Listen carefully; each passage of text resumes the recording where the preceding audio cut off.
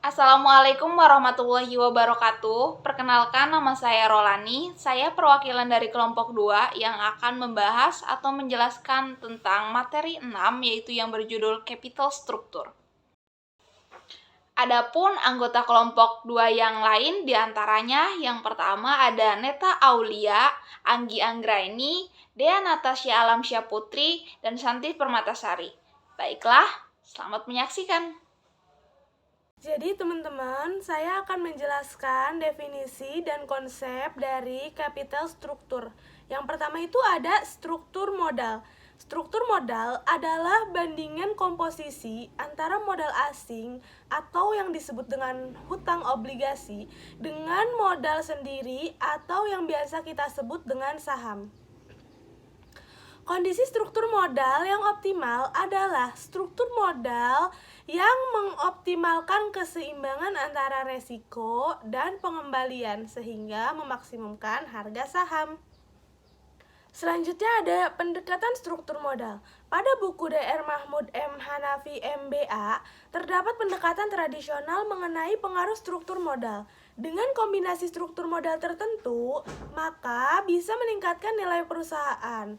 Struktur modal tertentu dapat memaksimalkan nilai perusahaan. Pada pendekatan tradisional, diasumsikan terjadi perubahan struktur modal yang optimal dari peningkatan nilai total perusahaan melalui penggunaan financial leverage atau yang biasa disebut dengan utang dibagi modal sendiri. Nah, di sini ada balancing theories. Balancing theories merupakan suatu teori yang menjelaskan tentang kebijakan yang ditempuh oleh perusahaan untuk mencari dana tambahan dengan cara mencari pinjaman baik ke perbankan atau juga dengan menerbitkan obligasi atau bonds. Selanjutnya ada resiko balancing theories.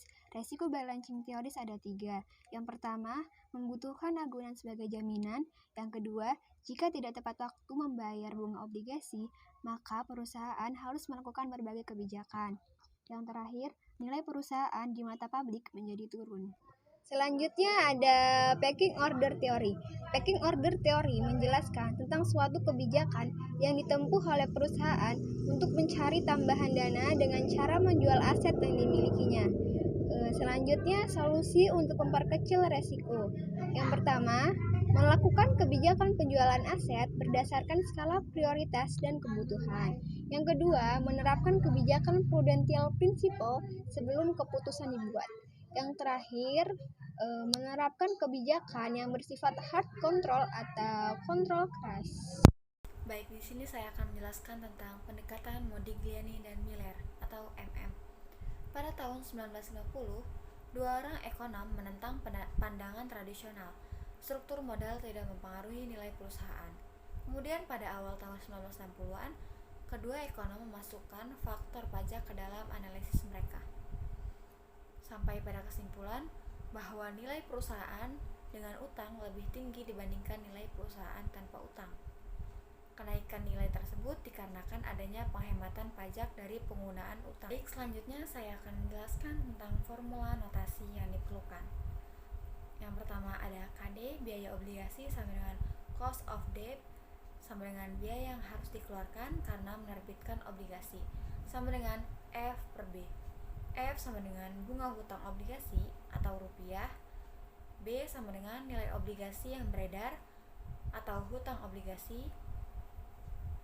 Selanjutnya ada KE, biaya modal sendiri atau saham, sama dengan tingkat keuntungan yang disyaratkan investor, sama dengan E ditambah S. E sama dengan keuntungan pemegang saham. E sama dengan O dikurangin F. E sama dengan nilai pasar dari saham yang beredar. KO, biaya modal rata-rata ketimbang atau semakin kecil semakin baik, sama dengan O per V. O sama dengan laba operasional bersih, V nilai perusahaan, V sama dengan B plus S. B sama dengan nilai obligasi yang beredar, S sama dengan nilai kepemilikan saham yang beredar. Baiklah, pembahasan selanjutnya yaitu tujuan manajemen struktur modal. Tujuan manajemen struktur modal yaitu memadukan sumber-sumber dana permanen yang digunakan perusahaan untuk operasionalnya yang akan memaksimalkan nilai perusahaan itu sendiri. Ada 10 faktor yang mempengaruhi struktur modal, diantaranya tangibility, firm size, profitability, growth, business risk, enterprise controlling, cost of capital, stability of sales, government law, dan yang terakhir stakeholder preference. Selanjutnya, ada asumsi yang memudahkan analisis, yaitu tindak memasukkan perhitungan pajak untuk mengurangi laba, pembayaran seluruh laba bersih untuk pemegang saham atau dividen. Perubahan struktur modal terjadi dengan menerbitkan obligasi dan membalik kembali saham biasa, menerbitkan saham dan menarik obligasi. Dan asumsi selanjutnya, jika perusahaan menggunakan hutang yang lebih besar, maka pemilik saham akan memperoleh bagian laba semakin kecil. Efeknya, tingkat keuntungannya yang disyaratkan oleh pemilik modal saham akan meningkat karena meningkatnya risiko perusahaan. Berlaku sebaliknya. Baik, selanjutnya di sini ada contoh soal di mana PT ABC memiliki hutang sebesar 50 juta dengan bunga 5% dan laba operasi bersih sebesar 20 juta. Jika tingkat kapitalisasi modal sendiri sebesar 10%, maka cara menghitung penilaian perusahaannya adalah sebagai berikut. Kita ketahui bahwa nilai pasar obligasi sebesar 50 juta dan laba bersih operasinya sebesar 20 juta dan bunganya sebesar 5%. Tingkat kapitalisasi modalnya sebesar 10%.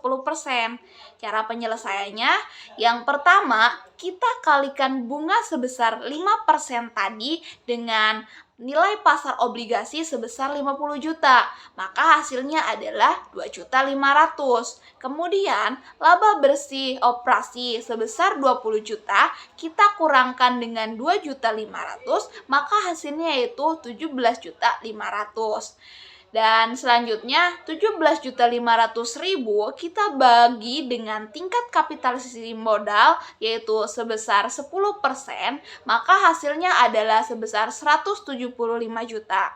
175 juta ditambah 50 juta, maka hasilnya adalah 225 juta.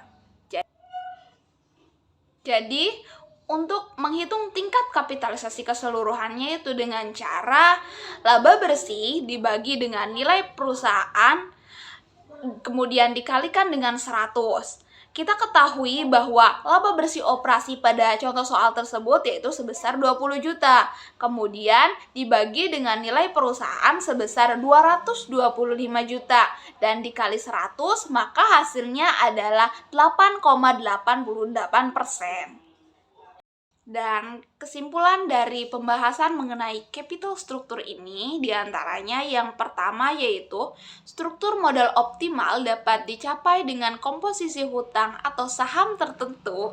Dan yang kedua yaitu semakin tinggi hutang maka semakin tinggi biaya ekuitas atau saham karena pemilik saham menuntut imbal hasil lebih tinggi akibat kecilnya bagian mereka dari dividen. Dan yang ketiga, tingginya biaya obligasi juga meningkatkan bunga obligasi yang mengurangi laba.